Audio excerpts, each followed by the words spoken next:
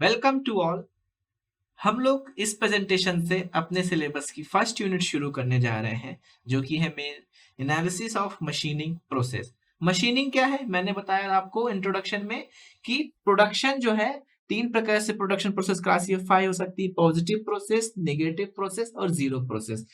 Positive मतलब जिसमें हम वेल्डिंग करते हैं, वॉल्यूम बढ़ा रहे हैं। नेगेटिव मतलब जिसमें हम मटेरियल का वॉल्यूम कम कर रहे हैं। जीरो मतलब जिसमें मटेरियल का वॉल्यूम कांस्टेंट है। तो मशीनिंग क्या है? एक निगेटिव टाइप प्रोसेस है, प्रोडक्शन प्रोसेस है। मशीनिंग में क्या होता है, जो भी डिजायर्ड शेप और डिजायर्ड साइज अपने को प्रोडक्ट की चाहिए, वो अपन लोग क्या करते हैं, उसमें से मटेरियल रिमूव करके उससे थोड़ा सा बड़ा साइज का प्रोडक्ट ले लेते हैं। पहले बड़ा साइज का ऑब्जेक्ट ले लेते हैं, ब्लैंक ले लेते हैं, उससे मटेरियल रिमूव करके काउंटूर क्रिएट करके अपना डिजायर्ड शेप और डिजायर्ड साइज प्रोडक्ट में बना लेते हैं। मतलब हम लोग मटेरियल रिमूव कर रहे हैं, मतलब वॉल्यूम कम हो रहा है, इसलिए इसको क्या बोलते हैं, निगेटिव टाइप प्रोडक्शन प्रोसेस। तो मशीनिंग में जनरली मटेरियल रिमूव कैसे होता है? अब मटेरियल रिमूव होने का भी मैकेनिज्म है।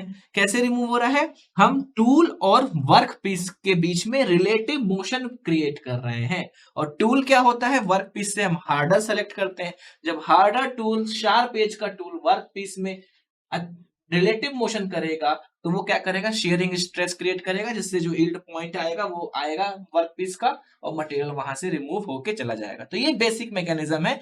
जब मटेरियल रिमूव होता है कैसे? Due to the relative motion between the tool and work piece. तो इसी का पूरे एनालिसिस करना है, कितने फोर्सेस लगते हैं, कितनी वेलोसिटी है, कितना फीड है, कितना डेप्थ ऑफ कट है।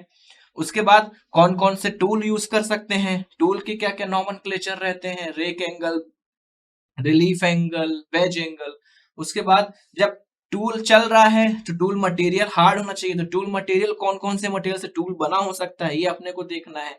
फिर जब टूल मशीनिंग करेगा तो हाई हीट जनरेट होगी, हाई हीट जनरेट करने के लिए, रिमूव करने के लिए अपने को कूलेंट और लुब्रिकेंट की जरूरत पड़ती है। तो कौन कौन से, जिसे हम कटिंग फ्लूइड्स कहते हैं, तो कटिंग फ्लूइड्स हमें देखने पड़ेंगे कौन कौन से यूज कर सकते हैं। उसके बाद इकोनॉमिक्स ऑफ मशीनिंग, मतलब जो प्रोड्यूस कर रहे हैं उसमें कितनी कॉस्ट लग रही है, इसका भी तो एनालिसिस करना है, तो इकोनॉमिक्स ऑफ मशीनिंग भी हम लोग देखेंगे। फिर नेक्स्ट हम लोग चले जाएंगे ब्रोचिंग प्रोसेस में। ब्रोचिंग प्रोसेस कैसे होती है, ब्रोचिंग में टूल क्या इस्तेमाल होता है। फिर ब्रोचिंग के बाद नेक्स्ट हम लोग ग्राइंडिंग प्रोसेस की तरफ चले जाएंगे। ग्राइंडिंग में कैसे होता है, ग्राइंडिंग में कौन सा टूल यूज होता है, सिंगल टूल की, multi point cutting tool. Grinding process करने के बाद जब ग्राइंडिंग प्रोसेस हो गया, तो जितने भी मशीनिंग पार्ट्स अपने को मिले हैं जो कि मशीनिंग हो चुके हैं, उसमें क्या रहता है, जो सरफेस प्रोड्यूस होती है वो, उसमें कुछ इरेगुलरिटीज रहती हैं। इरेगुलरिटीज बोले तो micro irregularities, ups and downs, peaks and valleys के फॉर्म में।